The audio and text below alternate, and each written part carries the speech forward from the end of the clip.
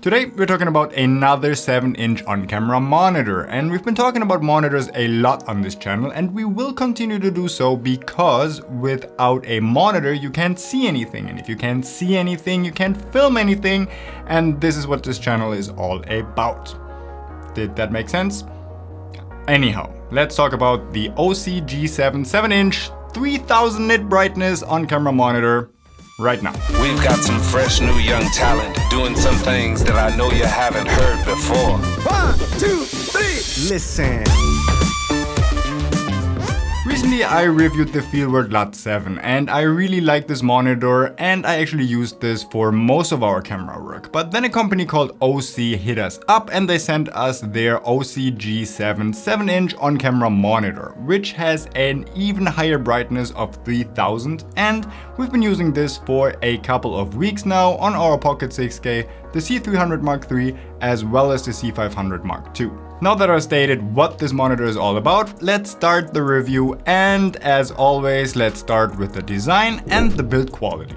The first thing we notice when looking at the Osee G7 is that there is hardly any physical buttons. The only one you have is a button/joystick on the right side of the monitor, and on the back side there's an on-off switch, which pretty much does nothing but turn the camera on and off. The interesting part here is that this is not a touchscreen monitor, so in theory you are able to control the entire monitor in all its menu settings with a single joystick, and how this works out I will tell you a little bit later in the review. When it comes to overall build quality, this is probably one of the nicest monitors that I ever had the pleasure of working with, because it's really solidly built, and when you have it mounted to a small rig swivel mount on top of your camera, I feel totally confident just taking the monitor in my right hand and just swiveling and tilting it all around without feeling that the plastic could actually break on us, like it is the case with some of the Fieldwork monitors. On the back side of the monitor, the design is also pretty clean. We have a DC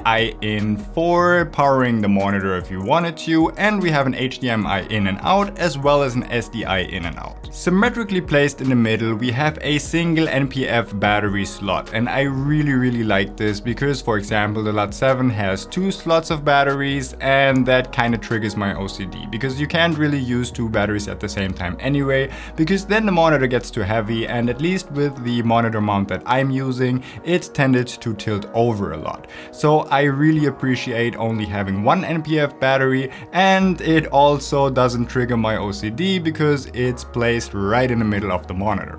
On the right side of the monitor we have 2 plugs. One is for headphones and the other one is for a remote, which I'm not 100% sure what this is all about, but well, it's there. On the left side we have a single SD card slot, and this is for adding your own LUTs or maybe upgrading your firmware. Another thing I really do like about the Osee G7's design is that all the ports are on the back side of the monitor instead of on the bottom or on the side. With other monitors you do run into problems when you have different kind of mounting systems, because now it's blocking your DC in or DCI out ports, or the HDMI cable doesn't really have a lot of space when connecting it to your camera, and with having everything on the back side this really isn't an issue, and I highly appreciate that. When it comes to mounting options, it's pretty simple as well. We have 1 1/4-inch screw on the bottom as well as one on the top, and that's pretty much all you need. The overall bezels of the monitor aren't the smallest, but they're also not the biggest. Compared to the LUT7, I actually think that the overall design looks a lot sleeker and cleaner, and I do really appreciate that. So this is pretty much all you need to know about the overall build and design, and I really do like it. It's really clean, it's simplistic, and it's also really high quality. So that is definitely something I appreciate about this monitor. Before we move on to software and menu settings, let's mention what this monitor actually comes with. And this is pretty interesting because it comes with a really high quality carrying case that is a complete hard case. So that is pretty cool. It also comes with some kind of a sun hood, which I really don't understand why they actually did put it in there, because this monitor is so bright that there's really no use for it. Interestingly enough, the monitor doesn't come with a dedicated monitor mount. It does come with a friction arm, which lets you pretty much mount it anywhere, but it doesn't have a dedicated mounting options like pretty much every other monitor that I have owned before. For me, obviously this isn't a problem because I'm always using small Wix monitor mounts anyway, so just something to mention. The monitor also doesn't come with any HDMI or SDI cable, so this is something that you need to have on your own as well. It does come with a D-tap to DCI in cable, so the theme here is that this is a monitor that means business and is used for professionals. So it doesn't come with the stuff that you already have anyway, but it also comes with the stuff that you really need for your professional use. Alright, now moving on to the menu and the software, and this is something that is always a little bit make it or break it when it comes to a monitor, because you need to be comfortable with the menu settings and all the features that it has. Like I've already mentioned, there is no touchscreen, and you need to access all the menu functions as well as all your functionalities and settings via a single joystick. And this little joystick is very powerful. You have the option to press it to access some dedicated menus, but you also have the left, right, up, down, and even some diagonal movements with the joystick. And if you press it to the left for 3 seconds, you can enter the entire menu, and if you press it to the right for a couple of seconds, there's other software features that pop up. So overall, yes, they did definitely put a lot of thought in this, and you can access everything with just one joystick, and you don't really miss the touchscreen when it comes to that. When it comes to all the feature settings that this monitor has, it does have you covered. It has pretty much everything, and there isn't really anything that I'm missing on the monitor. It has false colors, zebras, peaking, focus assist, grids, everything you want in a monitor, and probably even more. When it comes to the overall usability of the joystick setup, I didn't really like it because I just didn't feel it was too intuitive. Yes, if you really know what you're doing and you probably spend a lot of hours with that monitor, you probably get used to it and you know your way around easily. But since I'm using a various amounts of different kind of monitors on different kind of setups, I always kind of feel like this isn't the most intuitive way to maneuver your monitor setup. So what do I mean by not being 100% intuitive? Sometimes I feel like to leave a menu you need to press to the left, and sometimes you need to press up, sometimes you need to press the button, and I feel like there isn't really a lot of consistency to it, and that was something that when quickly trying to change a setting on set and being not 100% familiar with the monitor, it sometimes just led to me changing settings instead of actually getting to where I wanted to, and it did get a little bit annoying and frustrating from time to time. There's also the lack of physical buttons on the monitor, so there isn't really any customizable buttons that you can map your most favorite and most often used settings to. For example, I use peaking a lot, I also use false color a lot, and sometimes I like to change aspect ratios pretty quickly on set. And with this you don't have any physical buttons, so there isn't really a button you can press to quickly switch between peaking and not peaking, which isn't really a big deal because you do have a quick swipe menu. And that means you can have different kind of windows on your monitor that you can map different settings to. For example, the way that I did it is that on my custom mode number 1, I only have peaking. On custom mode number 2, I have peaking and a grid. Custom mode number 3 is a complete clean feed without anything. And just by swiping left and right on the joystick, you get from different kind of settings to the next. And that is something that is pretty cool, and I don't really miss any physical buttons on the monitor. So once you set up your monitor correctly and you actually mapped everything to where it belongs, then it's totally fine and you can easily work with it.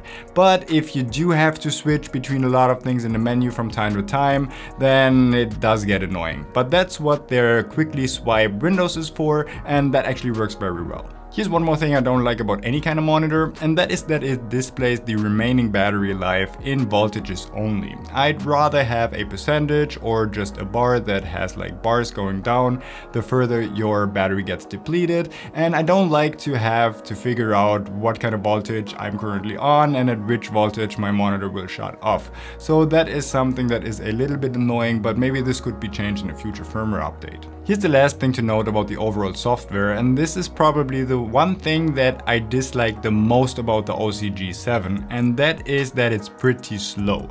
For example, when connecting it to my Pocket 6K and the camera is already turned on and then I start switching on the monitor, it takes an entire 17 seconds for the monitor to display my image, which is insane, especially now that cinema cameras have a way faster startup times than they used to have. But now having to wait for 17 seconds to actually see a display is really annoying, compared to the Fieldworld LUT7 for example, which only takes 9 seconds to power up. And this is also true when you want to switch from recording mode to playback mode. And on our Pocket 6K, it takes about 3 to 4 seconds and the Osee logo pops up before it actually goes into playback mode. And on the Fieldworld, this is also much quicker. I didn't have that much of a delay on the C300 Mark III using SDI, but when using the HDMI on the Pocket 6K, it always takes about 3 to 4 seconds. And this is really annoying, especially if you see the in-camera display really reacting immediately, and then the Osee just takes a couple seconds more to actually display what you want to see. I hope this is something that can somehow be addressed in a future firmware update, but as it stands right now, it's really a little annoying. Last thing on our list is the overall image quality. And I briefly mentioned this in the intro. This monitor features 3000 nits of brightness, which is completely insane. When I first reviewed the LUT7 with its 2200 nits of brightness, I was already blown away by how bright this monitor actually is. And the Osee G7 is even brighter. And this immediately becomes apparent when shooting in bright sunlight situations. I usually shoot in sunrise or sunset situations, and when you do have the sun hitting the monitor at an imperfect angle, it's really hard to pull focus manually. With the Osee G7, that's absolutely no problem, because this monitor is so bright that even in the brightest of sunlight situations and the sun hitting your monitor directly, you can easily pull focus in any kind of situation. And I always favor this over some other feature sets on some kind of monitors. And this is also the reason I'm not using a Ninja 5, for example, for our EOS R, because it's just not bright enough. Because the richest feature set of any kind of recorder or monitor doesn't do anything for me if the monitor isn't bright enough for me to ensure to nail the focus every time. Other than that, the overall image quality of the monitor is absolutely amazing and probably the best that I have ever seen on an on-camera monitor that I have used before. So now let's sum it up. What do I think about the Osee G7? Is this going to be the monitor that I will be using from now on all our cameras? Yes, it will be, because the SDI in is so handy and the overall image quality as well as the 3000 nits of brightness paired with the overall build quality is just the right tool for the job for our C300 Mark III as well as the Pocket 6K. Yes, there is some cons. I don't really like the menu settings. I wish it had a display of battery in a different way, and the startup times and switching times from playback to recording mode is really annoying, and I still hope that this could be addressed in a future firmware update. But even though all these cons aren't enough for this to not make my favorite monitor that I will be using on all of our productions. So overall, if you're a professional shooter, you shoot manually and you need a bright and big monitor that has a great build quality and is also reliable, then I think this is a really great option for you, and I can totally recommend it, minus the little quirks that I already mentioned in the video. So, as always, I hope you did find this video helpful, and if you did, maybe hit the like button as well as subscribe for more reviews, tutorials, and awesome content in the future, and I hope to see you on the next one.